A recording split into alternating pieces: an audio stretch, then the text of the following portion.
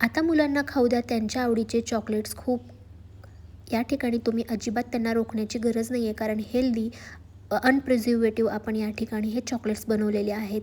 खूप टेस्टी आणि चवदार आहेत. शिवाय हे बिना साखरेचे चॉकलेट आपण या ठिकाणी बनवलेले आहेत, त्यामुळे तुम्ही ते आरामात त्यांना खाऊ द्या. तर या ठिकाणी बघा असे डार्क चॉकलेट आणि चॉकलेट देखील आपण बनवलेले आहेत.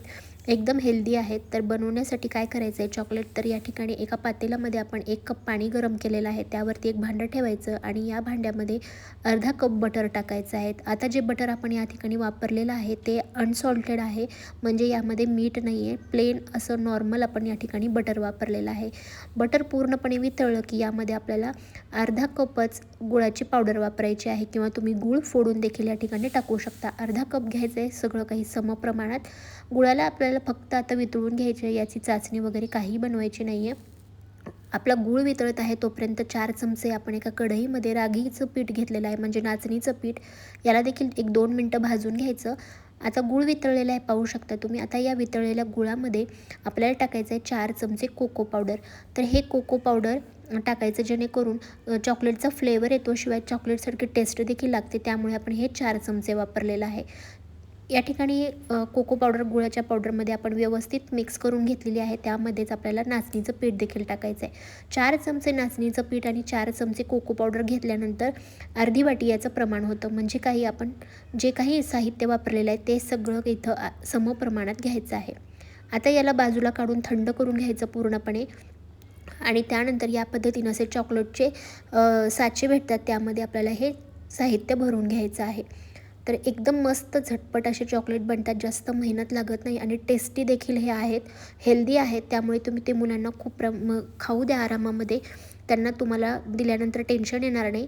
आणि आता उरलेलं बॅटर देखील या पद्धतीनं, आता याचं डार्क चॉकलेट आपल्याला बनवायचं. त्यासाठी मी एका अशा डब्याचं टोपण आहे माझ्या मुलाच्या, तर त्याच्यामध्ये मी टाकलेलं आहे.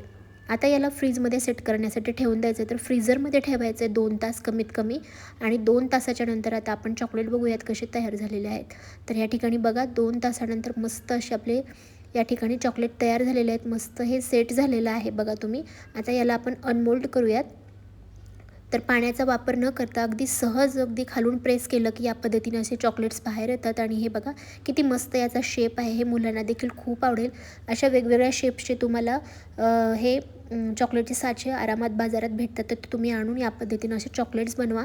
तर घरच्या घरी अगदी सोप्या पद्धतीने आपण एकदा चॉकलेट बनवलेले आहेत.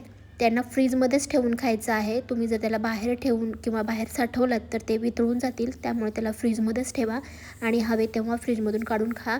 एकदम मस्त टेस्टी बनतात. तर या ठिकाणी बघा डार्क चॉकलेट देखील आपण जे बनवलं होतं ते देखील एकदम मस्त सेट झालेलं आहे. ते देखील छान तयार झालेले आहेत. यामध्ये आपण साखर वापरलेली नाही आहे, गूळ वापरून मस्त आपण या ठिकाणी हे हेल्दी चॉकलेट्स बनवलेले आहेत. तर तुम्ही देखील नक्की करून पहा. आणि रेसिपी आवडली असेल तर एक लाईक करा. तुमच्या मित्रमैत्रिणींसोबतची ही रेसिपी शेअर करा. धन्यवाद.